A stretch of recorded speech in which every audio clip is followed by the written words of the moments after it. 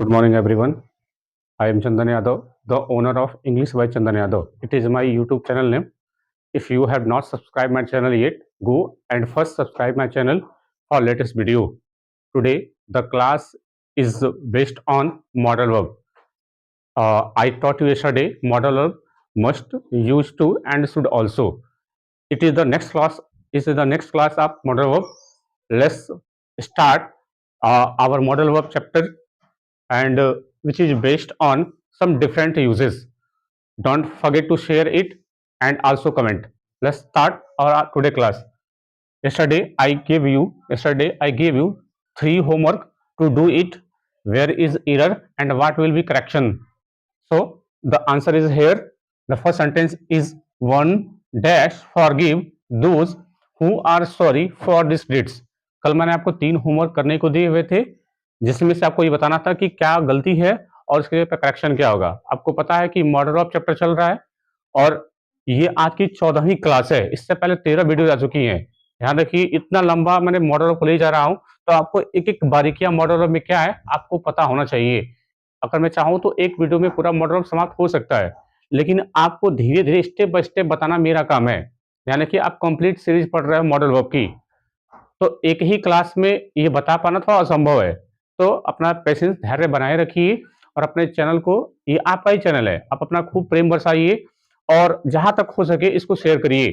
हाँ, कमेंट करना ना भूलें। आप जितना इस चैनल पे जुड़ते जाएंगे, जितने लोग इसमें आएंगे, तो उम्मीदें और जो हौसला है वो भी मेरा बढ़ता रहेगा। तो और अच्छी अच्छी कंटेंट, अच्छी अच्छी वीडियोस आपको देखने को यहाँ से मिलेंगी। तो इसलिए आप अपने चैनल को बड़ा करने का प्रयास करिए और अपने कमेंट जरूर करिए कि क्या आंसर है, क्या सही है। और दूसरे जो लोग देखते हैं उनको भी आप रिकमेंड करिए कि सर होमवर्क देते हैं, उनको वो अपने टेस्ट के लिए करिए और वहाँ पे करेक्शन क्या हो सकता है, जिससे क्या होगा, कंपटीशन लेवल हाई होगा तो आपके नॉलेज भी वो इंक्रीज होंगे। ठीक है, तो इस बात को न भूलें। चलिए शुरू करते हैं। पहला क्वेश्चन ये था कल का कि हर किसी को क्षमा कर देना चाहिए उन लोगों को जो अपने कार्य के लिए क्षमा मांगते हो।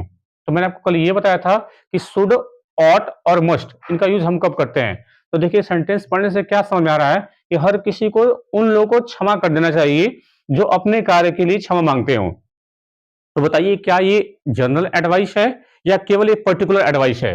जनरल एडवाइस क्या होती है कि ऐसी एडवाइस जो सबके लिए हो, और पर्टिकुलर एडवाइस क्या होती है जो किसी हम पर्टिकुलर किसी आदमी को देते हैं। अगर मैं बोलूं कि you should rest for 2 days, तुम्हें 2 दिनों के लिए आराम करना चाहिए, तो ये किसी आदमी को मैं कह रहा हूं। और अगर मैं ये बात सबके लिए कहता हूं, एवरी ह्यूमन बीइंग, तो वहां पे हम किसी पर्टिकुलर आदमी को नहीं, जनरल एडवाइस देते हैं। तो इस सेंटेंस से क्या समझ आता है कि हर किसी को क्षमा कर देना चाहिए अगर वो अपने कार्य के लिए माफी मांगता हो। तो ये बात सबके लिए अलाउड है। अगर हम किसी आदमी को क्षमा नहीं करते हैं तो उसके अंदर बदलाव कैसे हो पाएगा। तो ये जनरल एडवाइस है और जनरल एडवाइस के लिए हम क्या मॉडल वर्ब यूज करेंगे, ऑट टू मॉडल वर्ब का यूज करते हैं। मैंने आपको कल बताया था ऑट टू जो है मोरल ड्यूटी या मोरल ऑब्लाइजेशन के लिए हम यूज करते हैं। तो यहाँ पे भी एक जनरल एडवाइस है, ये आपका नैतिक कर्तव्य है, ये आपकी ड्यूटी कर्तव्य है कि जो भी आपसे क्षमा मांगे उसको क्षमा करना, ये आपका धर्म है। This is your duty. इसको मॉरल ड्यूटी भी कह सकते हैं। तो ऑट टू मॉडल का यूज करेंगे। Let's see the next sentence.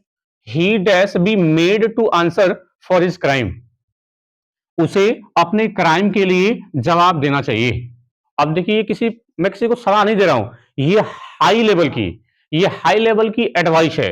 उसे अपने काम के लिए, अपने अपराध के लिए उसे जवाब देना चाहिए। मैं किसी को सलाह नहीं दे रहा हूं, ये हाई लेवल की एडवाइस है। और हाई लेवल के एडवाइस के लिए ओनली मस्ट मॉडल वर्ब हम यूज करेंगे यहाँ पे। तो ही मस्ट बी मेड होगा।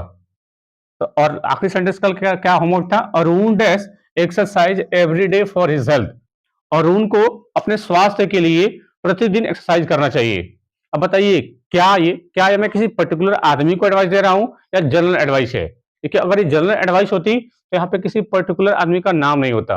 अगर मैंने किसी का नाम लिखा है तो ऑब्वियसली ये स्पेसिफिक स्पेसिफिक ये एडवाइस है।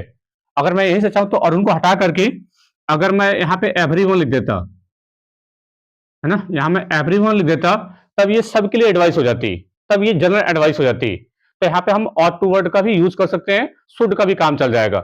शुड की जगह पे ऑट टू का हम यूज कर सकते हैं और ऑट की जगह पे शुड मॉडल वर्ब का भी यूज कर सकते हैं। मैंने आपको कल बताया था कि ये दोनों जो है एक दूसरे की जगह पे हम यूज कर सकते हैं।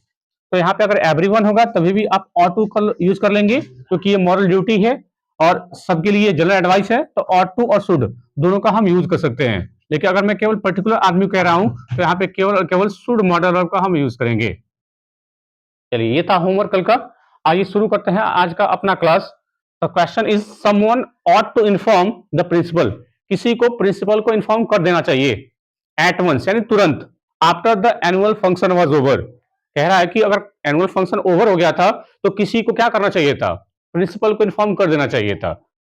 अब इस बात को समझने के लिए मैंने आपको 3-4 एग्जांपल लिखे हुए हैं, ध्यान रखिएगा, काफी इंपॉर्टेंट आज का क्लास है और काफी आपको मजा आएगा देखने में कि यार वास्तव में आज का भी मॉडल ऑफ चैप्टर काफी लाजवाब था, स्प्लेंडेड था। तो पहला क्वेश्चन क्या है, ही शुड वर्क हार्ड। ये क्या है, अगर मुझे कहना है कि तुम्हें कठिन परिश्रम करना चाहिए, तो मैं किसी आदमी, पर्टिकुलर आदमी को कह रहा हूं, तो ये जनरल जो है क्या हो जाएगी, ये जनरल एडवाइस नहीं है, ये पर्टिकुलर एडवाइस है कि तुम्हें कठिन परिश्रम करना चाहिए। तो ये मैं क्या कर रहा हूं, अगर मैं बोलूं कि एडवाइस दो टाइप की होती है। एक एडवाइस होती है प्रेजेंट की, you should do it, you should go home. तो ये किसी की कह सकते हैं प्रेजेंट की एडवाइस है, और मैं किसी को एडवाइस दे रहा हूं तो वो आगे अगले दिन हो जाएगी या उसी समय उसमें बदलाव आ जाएगा। लेकिन ध्यान रखिएगा, इंपॉर्टेंट बात बोल रहा हूं कि एडवाइस पास्ट की भी होती है। लगा झटका आपको? हाँ, एडवाइस पास्ट में भी होती है। शायद आपने अभी देखा नहीं होगा, और देखा भी होगा तो आपको समझ में आया नहीं होगा। ध्यान रखिएगा, एडवाइस पास्ट की भी होती है। कैसे? और एडवाइस अगर पास्ट की होगी तो वहां पे modal verb plus have plus verb की थर्ड फॉर्म का यूज करेंगे। अगर आपको अभी तक समझ में नहीं आया, आइए एग्जांपल से देख लेते हैं।